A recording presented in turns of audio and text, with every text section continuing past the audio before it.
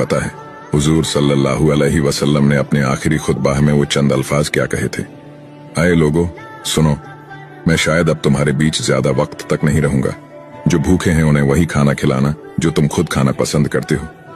गरीब लोगों को वही कपड़े देना जो तुम खुद पहनना पसंद करते हो।